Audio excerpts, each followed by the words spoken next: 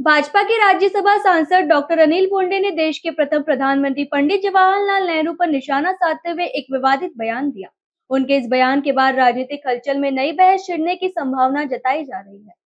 Doctor Bonde ने कहा कि जब वे करीब 20 वर्ष पहले श्रीनगर गए थे, तब वहां एक प्रमुख स्तंभ पर तिरंगा नहीं था। उन्होंने दावा किया कि तिरंगा न होने के लिए तत्कालीन प्रधानमंत्री पंडित जवाहरलाल नेहरू जिम्मेदार थे, जबकि आज वहां तिरंगा लहराने का श्रेय प्रधानमंत्री नरेंद्र मोदी को जाता है।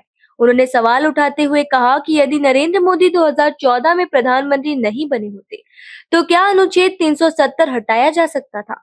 बोडे ने कहा कि पहले श्रीनगर में सुरक्षा बलों एवं पथराव की घटनाएं होती थी, स्कूल और अन्य गतिविधियां प्रभावित रहती थी तथा लाल चौक जाने की अनुमति नहीं होती थी। भाजपा सांसद ने दावा किया कि आज स्थिति पूरी तरह बदल चुकी है और देश भर से आने वाले पर्यटक श्रीनगर और लाल चौक में स्वतंत्र रूप से घूम रहे हैं।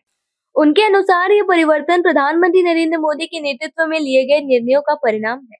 डॉक्टर अनिल बोंडे के इस बयान को लेकर राजनीतिक प्रतिक्रियाएं सामने आने की संभावना है और इसे लेकर नया राजनीतिक विवाद खड़ा हो सकता है।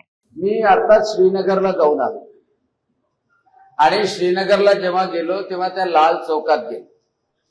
20 वर्षाच्या अगोदर गेलो होतो तेव्हा त्या लाल चौकात जो स्तंभ आहे त्याच्यावर तिरंगा ध्वज नव्हता आणि यावेळेला जेव्हा गेलो तेव्हा तिरंगा ध्वज होता। तुम्ही पाहिलं असेल फेसबुकवर। आणि एवढा अभिमान वाटला की त्या तिरंगा ध्वज नसण्याचं कारण पंडित जवाहरलाल नेहरू होते आणि आता तिरंगा ध्वज असण्याचं कारण प्रधानमंत्री नरेंद्र मोदी।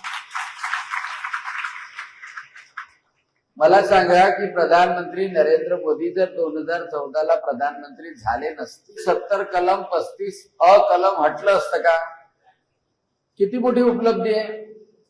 त्या काश्मीरमध्ये श्रीनगर मध्ये आपले सैनिक गस्त घालायचे तर त्यांना दगड फेकून मारायचे। त्या गुलमर्ग मध्ये सोनमर्ग मध्ये एक दिवस शाळा सुरू राहायची नाही, श्रीनगर बंद राहायचं। त्या लाल चौकामध्ये कोणाला जायची उजागरी नव्हती आणि आज पूर्ण भारतातले पर्यटक तिथे उपस्थित होते। त्या काश्मीर मधले श्रीनगर मधले काश्मीरी लोकांचे मुस्लिमच त्यांचे दुकानं खरेदी करणारे भारतातले सगळेजण। हा बदल केला फक्त आणि फक्त प्रधानमंत्री नरेंद्र मोदी।